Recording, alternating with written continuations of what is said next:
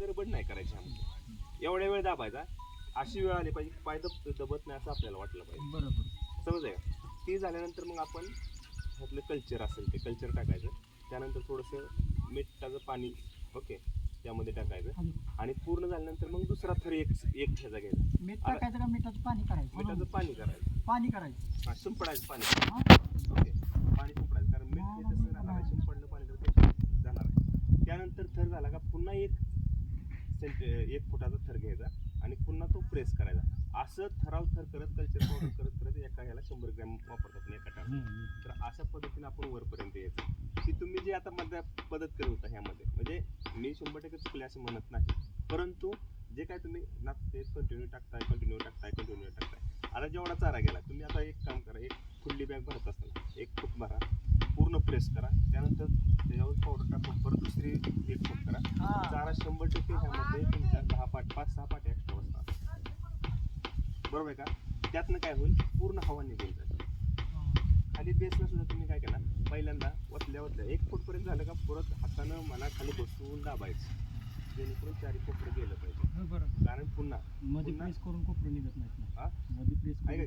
मध्ये प्रेस केलं मी काय म्हणतोय मध्ये प्रेस केलं का नाही मध्ये एक जण उभा राहिला का काय होतं तो बाजूला सुटतो. बरोबर आहे का?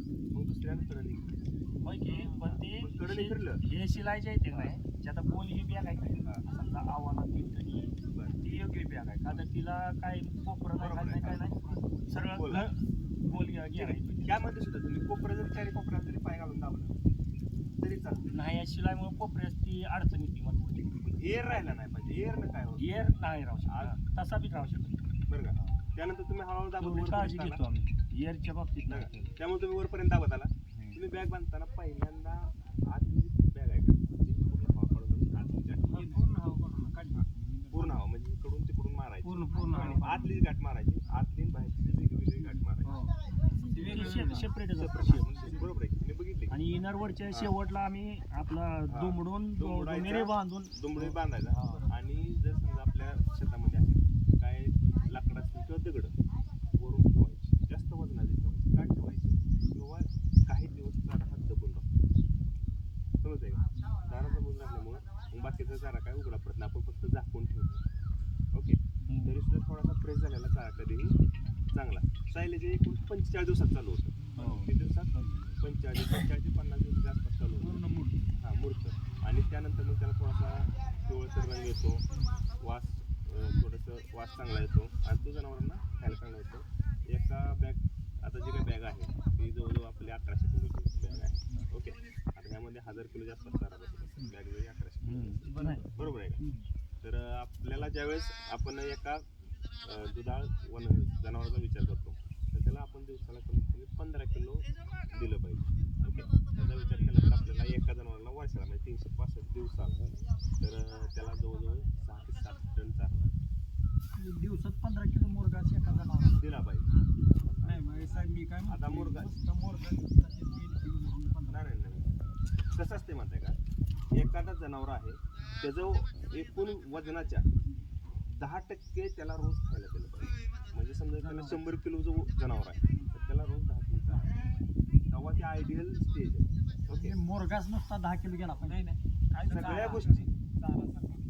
सगळ्या गोष्टी म्हणजे मुरघास असेल तुमची ओली वैर नसेल वाळली वैर नसेल पेंड वगैरे सगळं पेंड वगैरे पण 10 किलो गेला पाहिजे. 100 किलोच्या जनावर आपलं जनावर जातं 400-500 किलोच्या वर 700-800 किलो त्याच्यानं 70 किलो रोज चालला गेला. 15 किलो मुरघास. बाकीचा चारा आहे तुमचा पण मुरघास कमीत कमी किती पाहिजे? 15 ते 20 किलो पाहिजे. असं आपण नुसता मुरघासच टाकून जनावर राहत बरोबर आहे.